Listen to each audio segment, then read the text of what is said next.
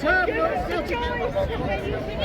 not dead yet! We are not dead yet! We are not dead yet! We are not dead yet! We are not dead yet! We are not dead yet! Give us a choice! Do you know what you're doing to disabled people by doing that?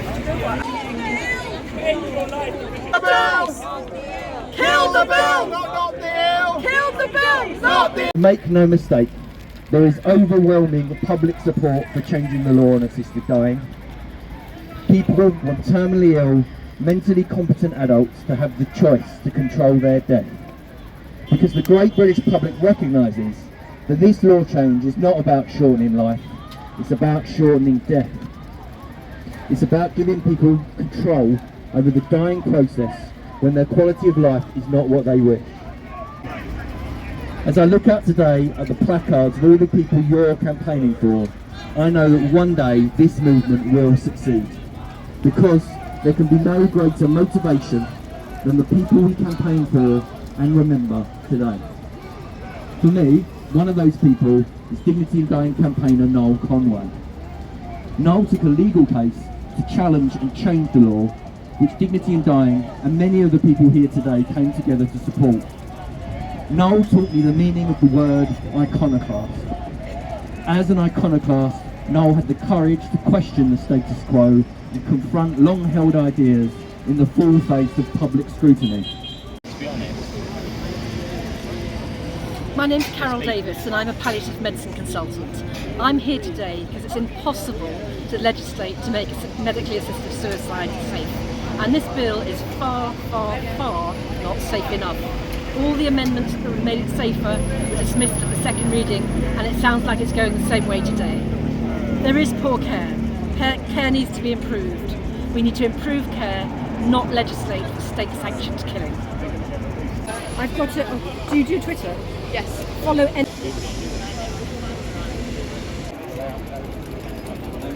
Hi, I'm here today because we're from Disabled People Against Cuts and Not Dead Yet, and Together Declaration, and we're here today to protest the assisted dying bill.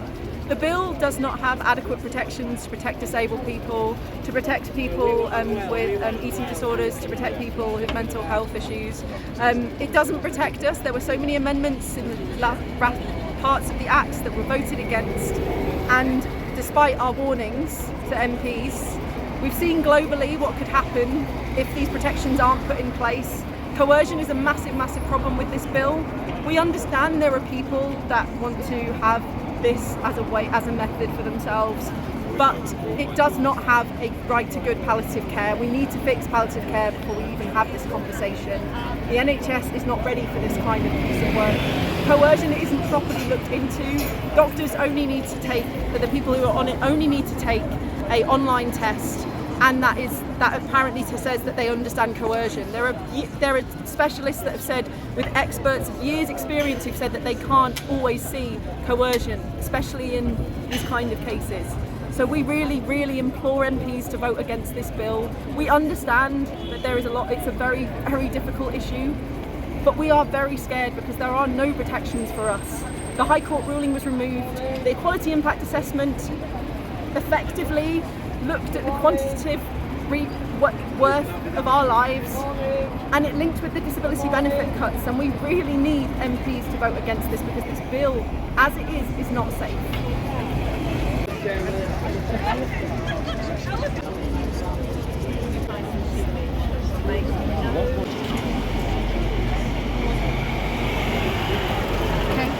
My name's Amanda Hunter. I'm from the Together Declaration. I head the health and social care campaigns. I'm also the co-founder of Families Against Involuntary Medical Euthanasia, which campaigns against end-of-life protocol abuses in hospitals and care homes. Now, we know that what happened during COVID, when people were locked up in care homes and denied treatment and put on end of life, we also know that this happened in hospitals. My mother was one of them. We campaign against these end-of-life protocol abuses, but we understand that if this bill becomes law, then these practices that are already going on in the NHS, we've got NHS rationing, the treatment is being rationed, it's being denied to people of an elderly age or people who are disabled. Now, whatever you think about the principle of assisted assisted suicide, this is not the legislative bill to bring it in. The bill is full of flaws, full of holes. The safeguards are illusory.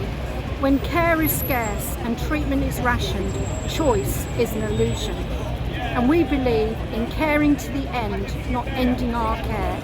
We believe that's true compassion. And we are calling on MPs to vote no at third reading. This bill must be stopped. It is dangerous. It is extremely dangerous. The risks are huge. No disability group agrees with this. And is that surprising when people who are disabled are already fighting to get the care they need? And are we happy for doctors to sign off on somebody requesting assisted suicide because they have unmet needs because of rationing within the health service? Are we happy for doctors to sign off on assisted suicide because somebody is depressed because they've just had a terminal diagnosis? Are we happy for doctors to sign off on assisted suicide because somebody feels that they are a burden to themselves, to their families? We need more care. We need better palliative care. 100,000 people die every year without access to palliative care. And if MPs really believe that that both go hand in hand, assisted dying or assisted suicide as we call it, and palliative care, they need to be honest. And if they really care about palliative care, we ask them, why did you not turn up at the last report stage to vote on the amendment that would have saved hospices would have allowed hospices to opt out of assisted dying and care homes? We don't believe you're being honest with us. Please reconsider. Those who have voted yes, please reconsider. Please look at our submission paper. It's there in the committee submissions. We've also written a discussion paper. All these are available on the Together Declaration website, and please follow us on Twitter at Together, but also at Families Against Involuntary Medical Euthanasia, which is at EOL Watch on Twitter. Thank you very much.